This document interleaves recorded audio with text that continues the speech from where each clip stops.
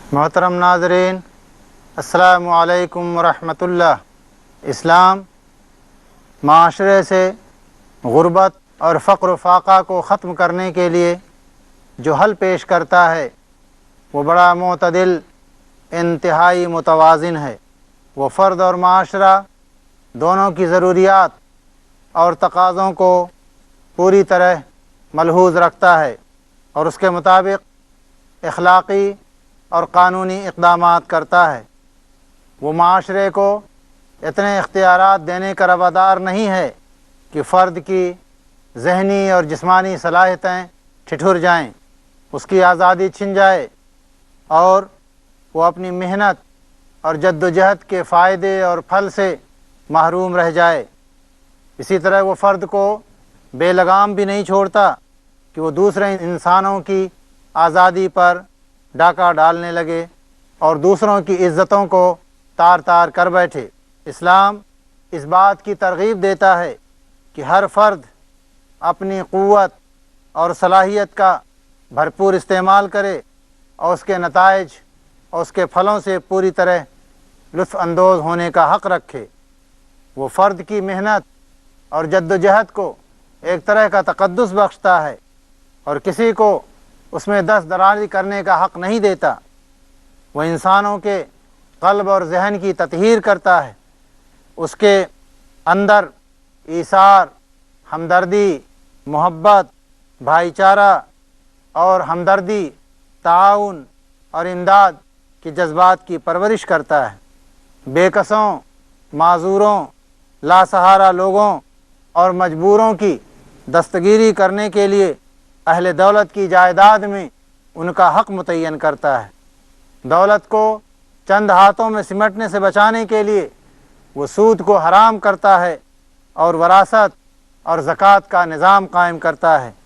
وہ اہل سرمایہ کو حکم دیتا ہے کہ وہ اپنی ذمہ داریاں پوری امانت کے ساتھ، دیانت داری سے اور خیر خواہی کے ساتھ ادا کریں اور اپنے مزدوروں اور آجروں کے ساتھ حسن سلوک سے پیش آئیں۔ اسی طرح وہ ملازموں اور مزدوروں کو حکم دیتا ہے کہ پوری دیانت داری کے ساتھ اپنی ذمہ داری ادا کریں اور اپنے مالکوں کے ساتھ خیر خواہی کا معاملہ کریں۔ اللہ کے رسول صلی اللہ علیہ وسلم نے اپنی مبارک احادیث میں فقر اور فاقہ کو ایک بڑی آفت سے تعبیر کیا ہے، جس کے اثرات سے عقیدہ اور ایمان، فکر اور ضمیر، انسان کا اخلاق اور کردار، اس کی فکر اور ثقافت تک محفوظ نہیں رہ سکتے۔ اللہ کے رسول صلی اللہ علیہ وسلم نے فقر و فاقہ سے بچنے کی دعائیں بھی ہمیں سکھائی ہیں۔ ابو داؤد شریف کی حدیث ہے، اللہ کے رسول صلی اللہ علیہ وسلم دعا کرتے تھے، اللہم انی اعوذ بک من الکفر والفقر، اے اللہ میں کفر سے، میں فقر و فاقہ سے تیری پناہ چاہتا ہوں۔ ابو داؤد شریف کی دوسری حدیث ہے، اللہ کے رسول صلی اللہ علیہ وسلم کی دعا منقول ہے، اللہم انی اعوذ بک من الفقر والقلۃ والذلۃ، اے اللہ میں فقر و فاقہ سے، وسائل کی کمی سے اور ذلیل ہونے سے تیری پناہ چاہتا ہوں۔ مفلسی اور تنگ دستی کے خوف سے دور جاہلیت کے عرب اپنی اولاد کو زندہ زمین میں دفن کر دیتے تھے۔ قرآن نے ان کی سخت الفاظ میں مذمت کی اور نہایت مؤثر انداز میں ان کی نفسیات پر گرفت کرتے ہوئے ان کی تنبیہ کی کہ تم اپنی اولاد کو مفلسی کے ڈر سے قتل نہ کرو، ہم تم کو بھی روزی دیتے ہیں اور انہیں بھی روزی دیں گے۔ سورہ الانعام آیت 151 میں اہل عرب کو خطاب کر کے اللہ رب العزت نے فرمایا، وَلَا تَقْتُلُوا أَوْلَادَكُم مِّنْ إِمْلَاقٍ نَحْنُ نَرْزُقُكُمْ وَإِيَّاهُمْ، اے لوگو اپنی اولاد کو مفلسی کے ڈر سے قتل نہ کرو، ہم تمہیں بھی روزی دیتے ہیں اور ان کو بھی روزی دیں گے۔ دراصل اسلام انسانوں کے اندر قناعت، صبر، توکل کی صفات پیدا کرنا چاہتا ہے۔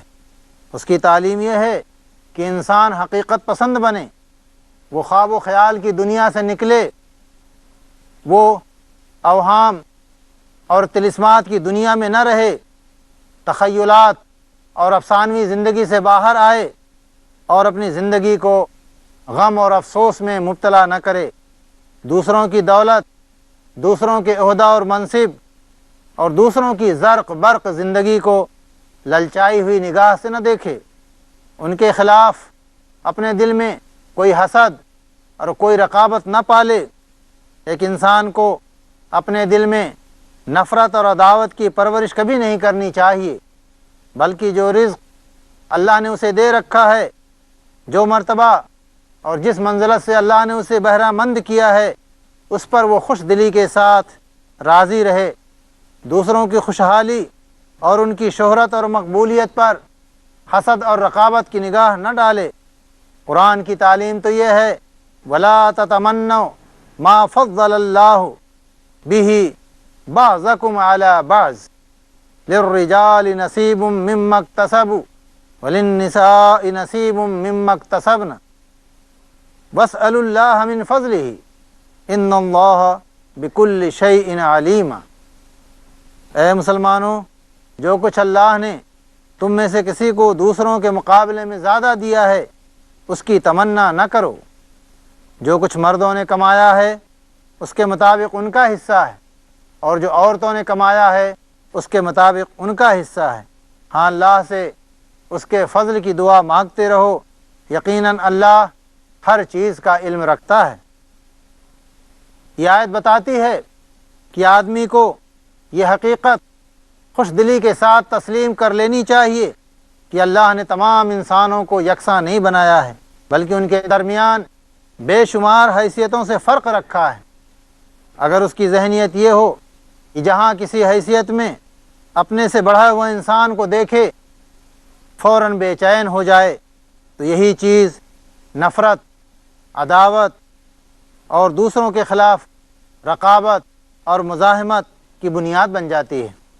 نتیجے کے طور پر جو فضل اور جو روزی اسے جائز طریقوں سے حاصل نہیں ہو پاتی، اسے وہ ناجائز طریقوں سے حاصل کرنے کی فکر میں پڑ جاتا ہے۔ قرآن اسی ذہنیت سے بچنے کے لیے کہہ رہا ہے۔ اسی تعلیم قرآنی کو اللہ کے رسول صلی اللہ علیہ وسلم نے دل کی تمنگری سے، دل کی بے نیازی سے تعبیر کیا ہے۔ اللہ کے رسول نے فرمایا لیس الغنا عن کثرت العرض انما الغنا غنا النفس۔ تمنگری دولت کی کثرت سے نہیں آتی، یہ تو دل کی بے نیازی سے آتی ہے۔ قرآن کا فلسفہ یہ ہے کہ مال اور دولت کا حقیقی مالک صرف اللہ ہے، اور دولت مندوں پر قرآن یہ واجب قرار دیتا ہے کہ وہ اپنی دولت میں سے غریبوں، مسکینوں، یتیموں اور ضرورت مندوں کا حق متعین کر رکھیں۔ اس معاملے میں اسلام صرف وعظ اور تلقین سے کام نہیں لیتا، بلکہ اسلامی حکومت کو یہ اختیار دیتا ہے کہ وہ دولت مندوں سے غریبوں کا حق لے کر ان کے درمیان تقسیم کرے، اور جو اس قانون کو نہ مانے اس کے خلاف جنگ کی جائے۔ اس حق واجب کا نام زکوٰۃ ہے، اور اس کا مقصد، واحد مقصد، فقیروں اور مسکینوں کی محتاجی کو ختم کرنا ہے۔ زائد از ضرورت آمدنی پر 2.5% نصاب کی یہ فرضیت ایک دائمی حل تھی، جس کے ذریعے معاشرے سے مفلسی کو پوری طرح سے ختم کر دیا گیا۔ یہ دین اسلام کے ستونوں میں سے تیسرا ستون ہے۔ آپ کو معلوم ہے کہ حضرت ابو بکر صدیق رضی اللہ تعالیٰ عنہ جب خلیفہ بنے تو اس وقت رسول اللہ صلی اللہ علیہ وسلم کی وفات کے بعد مدینہ، اس کے آس پاس کی ایک بڑی تعداد ایسی تھی جو اسلام کی تعلیمات سے منحرف ہو چکی تھی۔ ان میں سے ایک بڑا گروہ جو یہ کہتے تھے کہ ہم اب زکوٰۃ نہیں دیں گے۔ حضرت ابو بکر رضی اللہ تعالیٰ عنہ نے مدینے میں مجلس شورا بلائی، کبار صحابہ کو جمع کیا، ان سے مشورہ کیا کہ اس صورتحال میں کیا کرنا چاہیے۔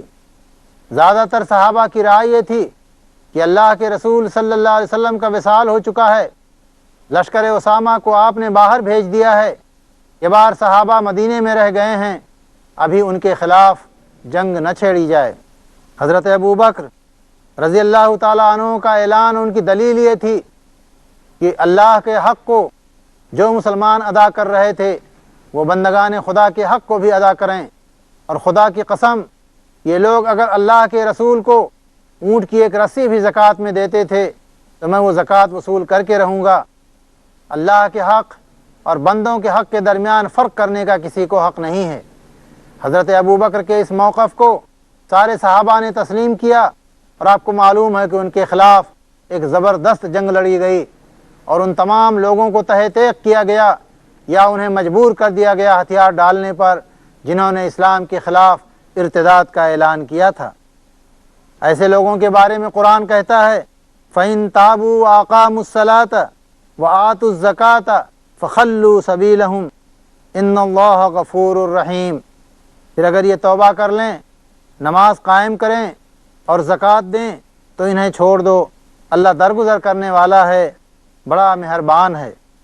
فَإِن تَابُوا وَأَقَامُوا الصَّلَاةَ وَآتُوا الزَّكَاةَ فَإِخْوَانُكُمْ فِي الدِّينِ۔ پھر اگر یہ توبہ کر لیں، نماز قائم کریں اور زکوٰۃ دیں تو یہ تمہارے دینی بھائی بن جائیں گے۔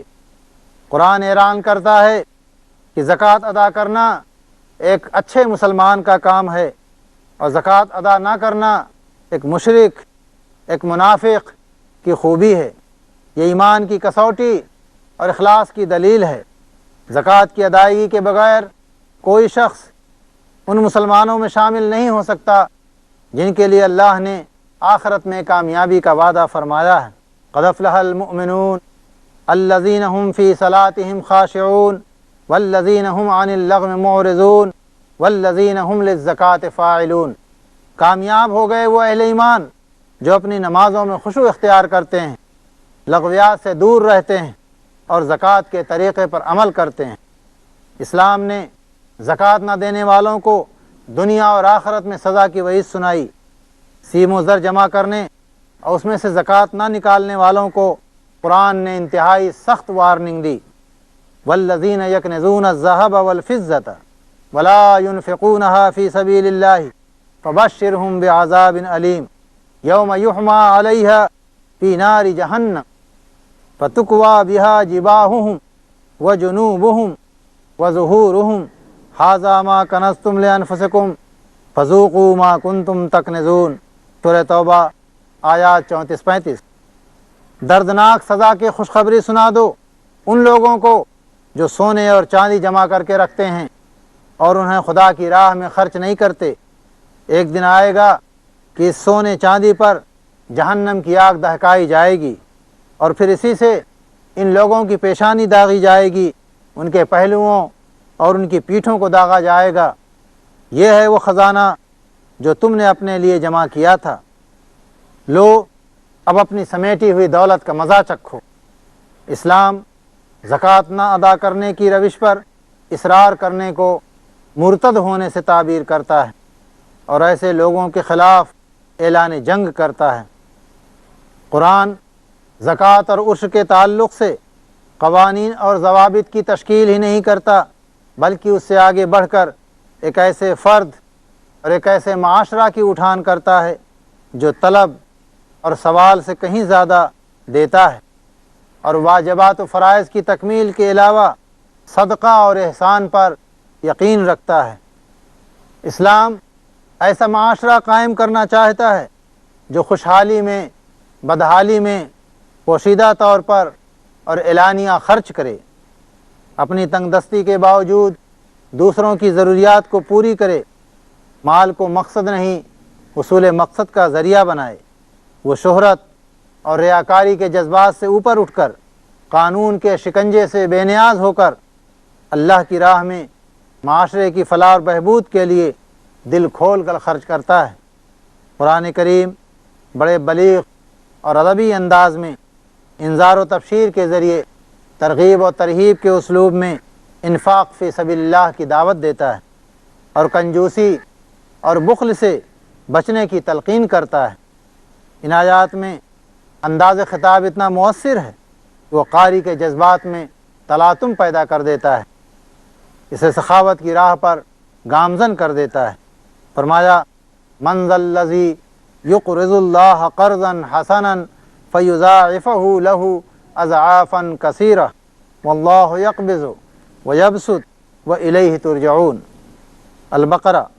تمہیں کون ہے جو اللہ کو اچھا قرض دے تاکہ اللہ اسے کئی گنا بڑھا چڑھا کر واپس کرے۔ گھٹانا بھی اللہ کے اختیار میں ہے اور بڑھانا بھی اللہ کے اختیار میں ہے، اور اسی کی طرف تمہیں پلٹ کر جانا ہے۔ قرض حسن کے لفظ کے معنی ہیں اچھا قرض دینا، ایسا قرض جو بے غرض ہو کر خالص نیکی کے جذبے سے دیا جائے۔ جو مال راہ خدا میں خرچ کیا جائے اسے اللہ تعالیٰ بطور تکریم اپنے ذمے قرض قرار دے رہا ہے، اور وعدہ کر رہا ہے کہ نہ صرف یہ کہ اسے ادا کرے گا بلکہ اسے کئی گنا زیادہ دے گا۔ البتہ شرط یہ ہے کہ وہ قرض حسن ہو، یعنی کسی نفسانی غرض کے لیے نہ دیا جائے بلکہ محض اللہ کو خوش کرنے کے لیے بندگان خدا کی مدد کی جائے۔ اللہ مثال دیتا ہے اللہ کی راہ میں خرچ کرنے والے لوگوں کی دولت میں کس طرح سے برکت ہوتی ہے اور کتنی بڑھوتری ہوتی ہے۔ فرمایا مثل الذین ينفقون اموالهم فی سبیل اللہ کمثل حبۃ انبتت 7 سنابل فی کل سنبلۃ 100 حبۃ واللہ یضاعف لمن یشاء واللہ واسع علیم۔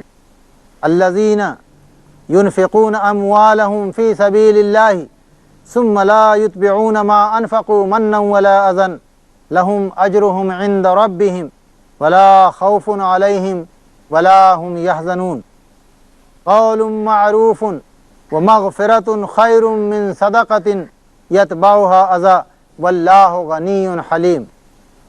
يا أيها الذين آمنوا لا تبطلوا صدقاتكم بالمن والأذى كالذي ينفق ماله رئاء الناس ولا يؤمن بالله واليوم الآخر فمثله كمثل صفوان عليه تراب فأصابه وابل فتركه صلدا لا يقدرون على شيء مما كسبوا والله لا يهدي القوم الكافرين۔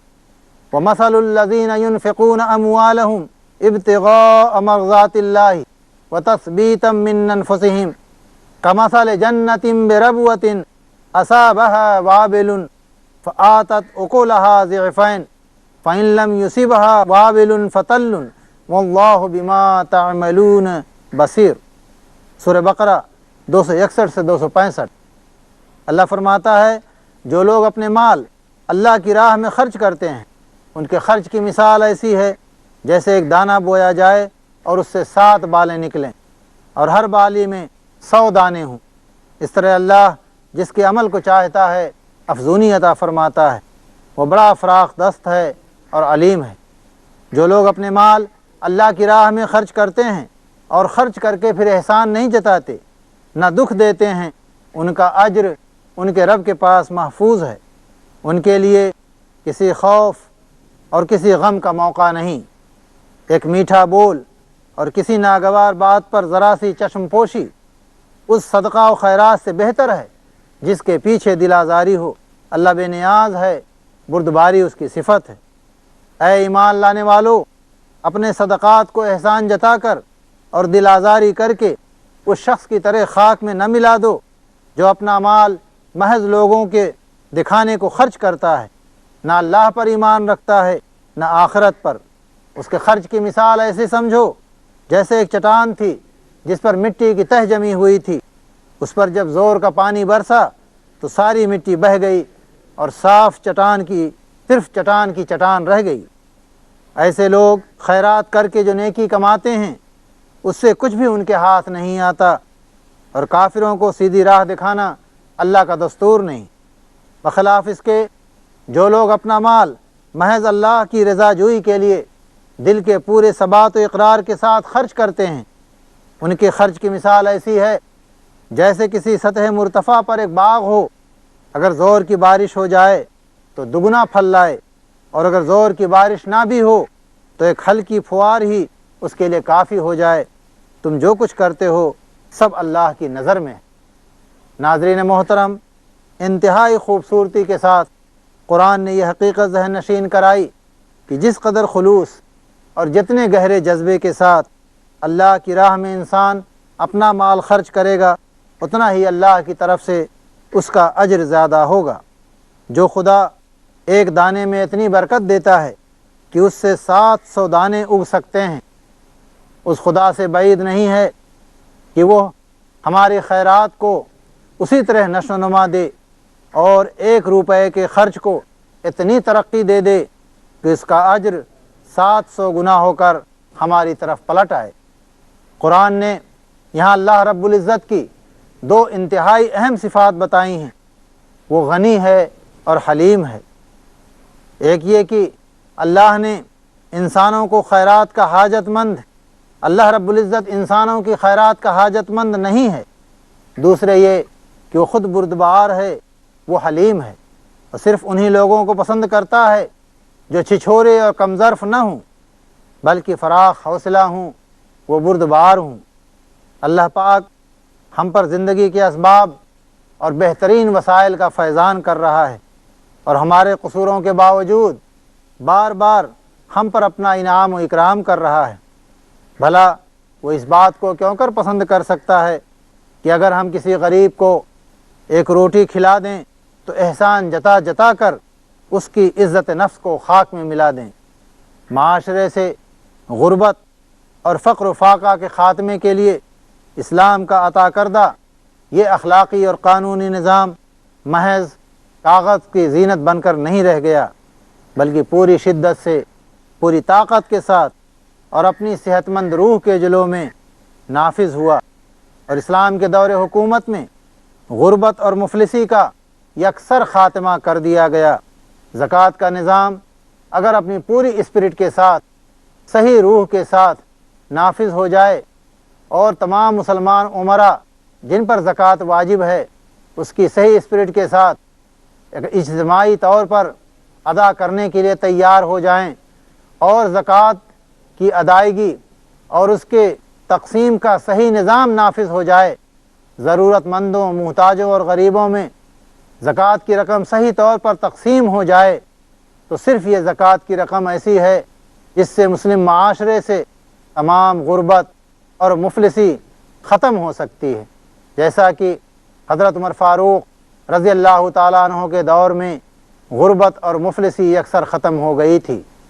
والسلام علیکم ورحمۃ اللہ